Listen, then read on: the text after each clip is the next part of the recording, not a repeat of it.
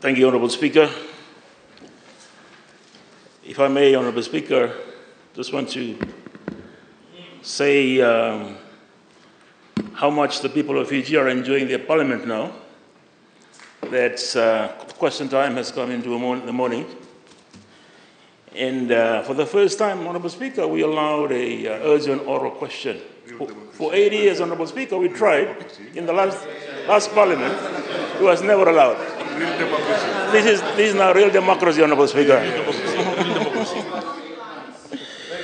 Mr. Speaker, sir, I thank the Honourable Member for the question. Mr. Speaker, since coming to office, the coalition government made it known our priority was to deal with our debt repayments.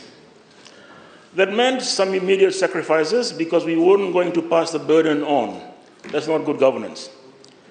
We made it known that government resources were limited and collectively put together a fiscal strategy to support our immediate recovery while maintaining a sustainable level of economic growth in the future. And the last part of this was to raise revenue and ensure every tax-paying money spent is where it's needed the most.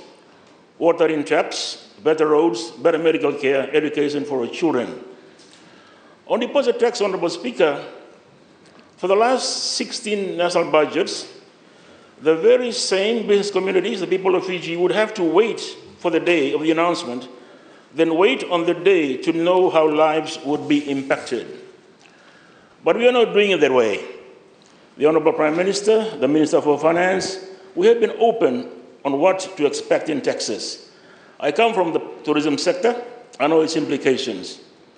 We have been open and engaged in meaningful dialogue through the Fiscal Review Committee, the National Economic Summit, and in the now free and open media. Deposit tax prior to COVID was $200. So to be clear, we're looking at gradual reinstatement. But unlike in the past, we're implementing this change in phases, from $100 to $125 in August 2023 to $140 from January 2024, so that businesses and the tourism industry aren't burdened with a drastic change and can make wholesaling and commercial arrangements. This will add a total of $30 million towards overall tax revenues. Mr. Speaker, sir, on the value-added tax system, firstly, we have made it simpler by having only 2 VAT rates. That's been greatly welcomed. Second, the 15% VAT is not new. Mr. Speaker, sir, before COVID, the combined taxes in tourism was VAT 9%, service turnover tax 6%, and equal 10%. Meaning 25% taxes on tourism. So we are in fact 20% lower than what the other side of the House is. The tourism industry, Honourable Speaker, is recovering stronger than anticipated with higher consumption spending and economic momentum.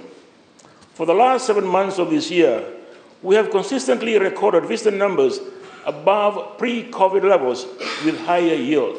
People are spending more in tourism. So tourism will continue to grow and recover while supporting our economy. And we know the industry is doing extremely well. To cushion any impacts, we are providing social relief while being mindful that our current measures put us on a better path in the long term. It's not only about this financial year. Mr. Speaker, sir, over 90,000 people on social welfare, and we will have increased monthly allowances of 15% and 25%. 78.2 million will go towards almost 55,000 senior citizens. The Family Assistance Scheme is allocated 45.6 million. We are also investing significantly in our healthcare and education to ease the burden of the vulnerable. We are simplifying the regulatory environment to support businesses and investment. Mr. Speaker, in terms of tourism, we have actually increased the allocation for Tourism Fiji's marketing grants from what it was in 2019 to $30 million today. This, coupled with Fiji Airways' significant investment in marketing and connectivity, means we will continue to expect a growing industry. Mr. Speaker, sir, these tax measures are permanently adding $600 million in additional revenue, or about 5% of GDP, to bring the government debt situation on a path of sustainability.